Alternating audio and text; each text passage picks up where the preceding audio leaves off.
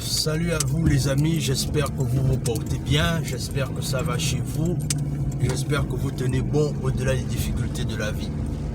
Alors aujourd'hui en fait j'ai envie de parler d'un sujet très important qui est celui de célébrer les personnes qui font des choses intéressantes dans notre communauté.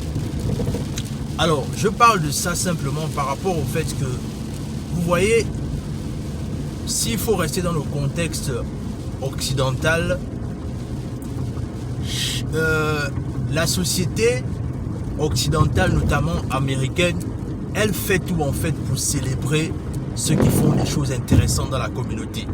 Ça veut dire quoi? Ça veut dire que ils apprennent en fait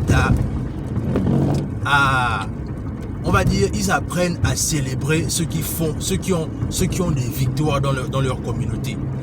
Et je pense que il faudrait qu'on s'inspire de ce genre de choses-là si on veut arriver à faire la différence. Parce que voyez-vous, la plupart du temps, on ne célèbre pas assez ceux qui font des choses intéressantes dans notre communauté.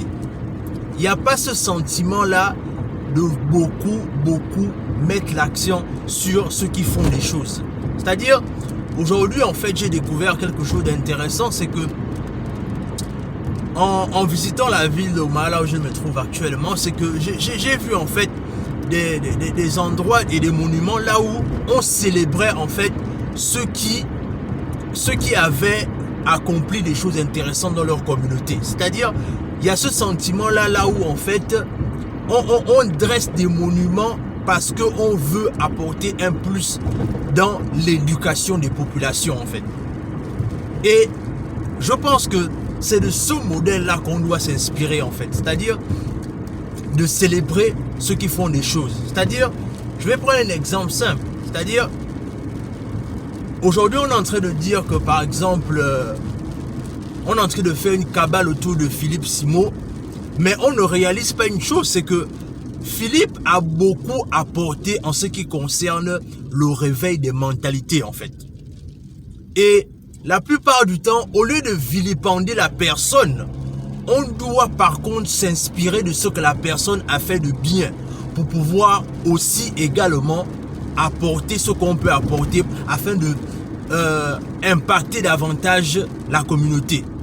Le truc c'est que, et des exemples comme Philippe Simo, il y a même aussi en ce qui concerne par exemple Ricardo Kanyama, c'est-à-dire il y a des personnes comme ça là qui font des choses intéressantes chez nous, mais on a toujours tendance à s'apitoyer sur des choses inutiles en fait.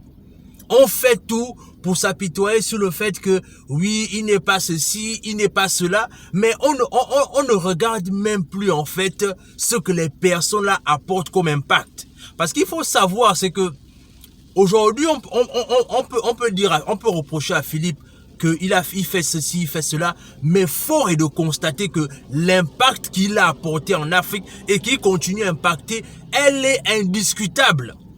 Et l'impact que Ricardo apporte est indiscutable. Ça veut dire que au lieu de se focaliser sur les choses qui ne sont pas qui sont inutiles, focalisons-nous sur ce qu'on peut apporter. Parce que qu'on le veuille ou pas, eux ils ont déjà impacté leur génération. Maintenant, le plus grand combat maintenant, c'est que qu'est-ce que toi et moi on peut apporter en termes de plus pour pouvoir clairement faire la différence. Et je voulais vraiment marteler ce côté-là où en fait, là où on ne célèbre pas assez ceux qui font des choses intéressantes dans la communauté. On a nos propres héros, mais on passe le temps à les vilipender, alors qu'on pouvait prendre cette énergie-là à clairement dire que voilà ce que eux ils font déjà dans leur communauté. Qu'est-ce que nous, à notre niveau, génération future, qu'est-ce qu'on peut apporter en fait? Mais on est là, on se perd dans des débats inutiles et c'est comme ça que la communauté perd le temps à se développer parce qu'on se perd dans les débats inutiles. Mais alors que si on regardait les énergies que ces personnes-là ont mis dans leur projet et qu'on s'inspire davantage de leur énergie, de leur détermination, je pense qu'on pourra avoir des résultats plus satisfaisants. Mais dans tous les cas, je voulais vraiment partager ça avec toi parce que je réalise que au lieu de se focaliser sur des choses qui n'ont ni queue ni tête, focalisons notre énergie sur ce qui peut vraiment faire la différence dans la communauté. Et c'est la raison pour laquelle je mets vraiment à fort idée vraiment cette contribution de ces personnes-là, parce que la liste n'est pas exhaustive, mais il y a plusieurs personnes qui se battent et qui continuent à faire des choses intéressantes. Mais je voulais vraiment m'apitoyer ou encore me focaliser sur ces personnes-là, parce que je veux vraiment que ces personnes-là, on les suit davantage et qu'on s'inspire d'eux pour qu'on puisse vraiment apporter le continent à un autre niveau en fait. Et voilà, je voulais vraiment partager ça avec toi parce que je réalise que ce sont des personnes qui sont là. Et comme je disais la dernière fois, c'est que on a toujours tendance à célébrer seulement des personnes que quand ils sont partis. Mais alors que on peut également apprendre à célébrer des gens quand ils sont là, quand ils font des choses intéressantes et qu'on leur témoigne notre reconnaissance. Donc je voulais vraiment partager ça avec toi et je voulais vraiment que tu comprennes que il faut aussi qu'on célèbre nos gens. Il faut aussi qu'on célèbre ceux qui font des choses intéressantes, que de passer du temps à les vilipender alors qu'on peut s'inspirer de leur détermination, de leur génie pour pouvoir apporter la chose à un autre niveau en fait.